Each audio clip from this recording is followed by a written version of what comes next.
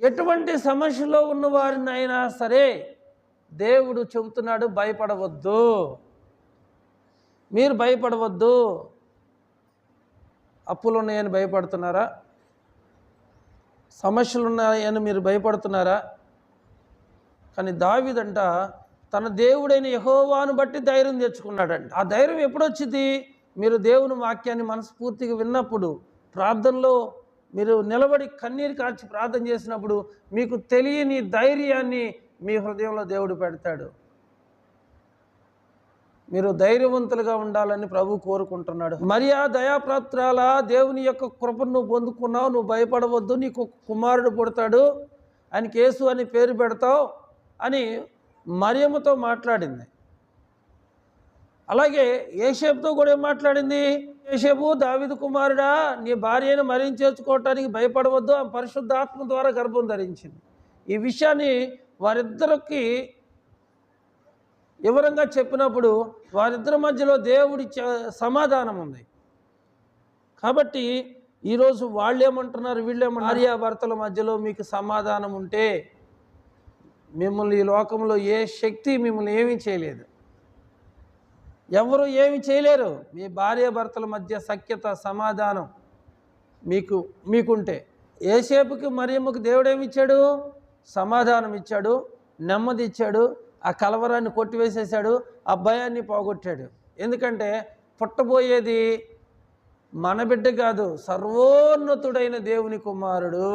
ఆయన గొప్పవాడై యోసేపు కుమారుడు అనబడ్డు, మరియమ్మ కుమారుడు అనబడ్డు. యేసు ప్రభువు రావటానికి ఆమె గర్భాన్ని ఒక పాత్రగా దేవుడు వాడుకున్నాడు.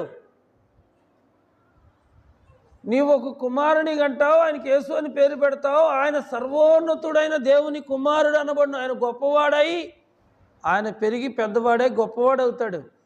మీ కుమారుడు అనబడ్డావు, దేవుని కుమారుడు అనబడతాడు. ఈ విషయాలన్నీ తెలుసుకున్న తర్వాత యోసేపంట యేసయ్య పుట్టిందాకా మరియమ్మను ఎరగకుండా ఉన్నాడట. ఆయన ఒక ప్రొటెక్టర్గా ఉన్నాడు. కానీ ఎప్పటి వరకు? యేసు ప్రభు వారు భూమి మీదకి వచ్చేంత మటుకు మరియమ్మని ఎరగకుండాను.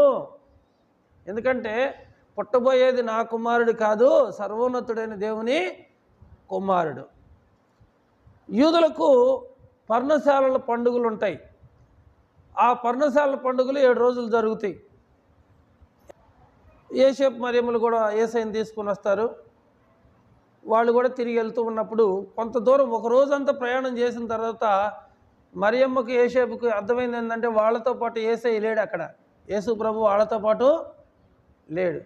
మళ్ళీ వాళ్ళు వెనక్కి వచ్చి చూస్తే దేవాలయం దగ్గర యాజకులు, శాస్త్రులు, పరిసయ్యులతో మాట్లాడుతున్నాడు. ఎవరు? యేసయ్య మాట్లాడుతూ ఉన్నాడు. అప్పుడు మరియమ్మ అనేది ఒక చక్కని మాట అనేది ఏమనిద్దంటే, కుమారుడా, నేను నీ తండ్రియు చింతిస్తున్నావు, నువ్వు కనపడలేదని చింతిస్తున్నావు అంటే, అప్పుడు యేసయ్య అంటాడు, నేను నా తండ్రి పనిలో ఉన్నానని మీకు తెలియదా? నేను నా తండ్రి పనిలో, వాస్తవానికి ఆయన తండ్రి ఎవరు? లోకంలో యోసేపు అంటారు, కానీ నా తండ్రి పనిలో ఉన్నానని మీరు ఎరగరా అంటాడు. ఆయన ఎవరు కుమారుడు? సర్వోన్నతుడైన దేవుని కుమారుడే తప్ప ఆయన మానవుల కుమారుడు ఎట్టి పరిస్థితుల్లో కాదు. దేవుని యొక్క సంకల్పాన్ని నెరవేర్చినటువంటి భార్యాభర్తలు వాళ్ళిద్దరూ, మరియా యోసేపులు.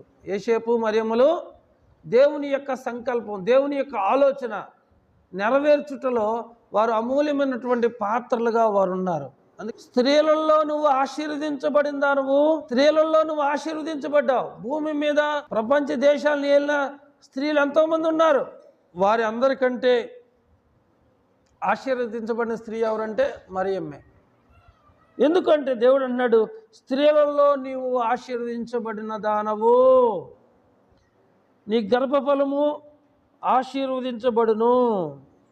ఈ మాట ఎలిజబెత్ మరియమ్మతో మాట్లాడుతూ ఉంది.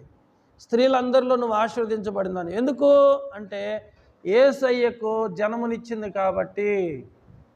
స్త్రీలందరిలో ఆశీర్వదించబడింది. జన్మనివ్వటం అంటే అంత చిన్న విషయం అయితే కాదు.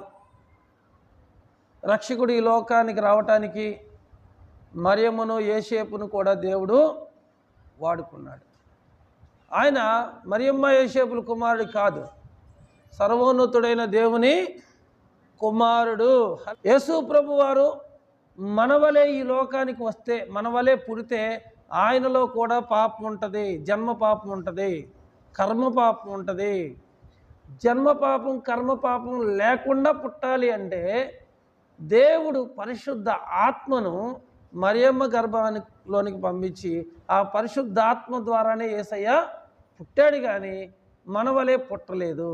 దేవుని వాక్యం తెలియజేస్తుంది. ఆ వాక్యము శరీరధారి అయి కృపాసత్య సంపూర్ణుడిగా మన మధ్యలోనికి వచ్చింది. యేసయ్య కృపాసత్య సంపూర్ణుడిగా శరీరధారికి ఈ లోకానికి వచ్చాడు. మరియమ్మ ద్వారా ఈ లోకానికి వచ్చి 33 సంవత్సరాలు ఈ లోకంలో జీవించి ఎన్నో అద్భుతాలు, ఎన్నో ఆశ్చర్యమైన కార్యాలు చేసి అన్నిటికంటే మించి సర్వమానవాళి కొరకు అమూల్యమైనటువంటి ప్రాణత్యాగం ప్రభు అయిన యేసుక్రీస్తు వారు చేశాడు. ఆయన అమూల్యమైన రక్తాన్ని కార్చాడు.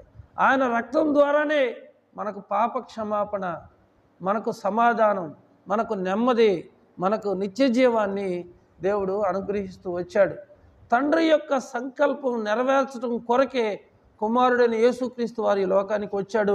ఆ సంకల్పం నెరవేర్చడంలో యోసేపు మరియమ్మల ప్రాధాన్యత పాత్ర ఎంతో ముఖ్యమైనది. మరియమ్మ నవమాసాలు కని ప్రభుని కంటే 30 సంవత్సరాలు యేసయ్యను పోషించాడు. యోసేపు కష్టపడి చెమట చిందించి యేసయ్యను పోషించాడు అన్నమాట. వీరిరువురు కూడా రక్షకుడు రావటానికి మరియమ్మ కారకురాలైతే మరి 30 సంవత్సరాలు దాదాపు యోసేపు యేసయ్యను పోషిస్తూ వచ్చాడు.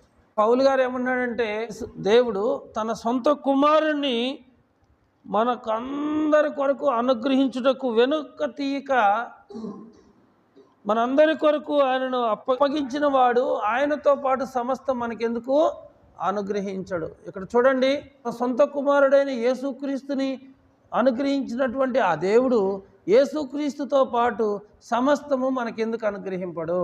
మీరు బాధపడుతున్నారేమో, క్రిస్మస్ పండగ వచ్చింది, రక్షకుడు మనకు పుట్టాడు. రక్షకుడినే కాదు, రక్షకుడితో పాటు సమస్తాన్ని కూడా మనకు అనుగ్రహిస్తాడంట. వచ్చే సంవత్సరానికల్లా మనకున్న సమస్యలు దాదాపు పోయి మరి నూతనమైనటువంటి ఆశీర్వాదాలతో సంతోషమైన హృదయంతో మరి మనం ప్రభువుని ఆరాధించవలసినటువంటి వారమై ఉన్నాం. ఖచ్చితంగా దేవుడు మనల్ని ఆశీర్వదిస్తాడు. ఎందుకంటే తన సొంత కుమారుడైన యేసుక్రీస్తును అనుగ్రహించాడు. యేసుక్రీస్తుతో పాటు సమస్తాన్ని కూడా మనకు అనుగ్రహిస్తాడు. తర్వాత చూసినట్లయితే చెప్పశక్యం కానీ దేవుని వరమునకు స్తోత్రం అంటాడు పౌలు గారు. అంటే చెప్పశక్యం కాని వరం ఏంటంటే యేసుక్రీస్తునే దేవుడు మనకు బహుమానంగా ఇచ్చాడు. క్రిస్మస్ అంటే యేసుక్రీస్తునే బహుమానంగా దేవుడు మనకు అనుగ్రహించాడు. సొంత కుమారుడిని ఇచ్చినప్పుడు ఇంకా మనకేం తక్కువ? యేసయ్య ఉంటే అన్నీ ఉన్నట్లే. తెలుసు కదా, 3 జ్ఞానులు ఉన్నారు. ఆ నక్షత్రాన్ని చూసుకుంటూ వచ్చారు, ప్రభువుని చూశారు. ప్రభువుని చూసి సాగిలిపడి నమస్కారం చేసి యోసేపును మరియమ్మను చూసి వారి పెట్టెలు విప్పి ఆ బంగారం సాంబ్రాణి బోళం కూడా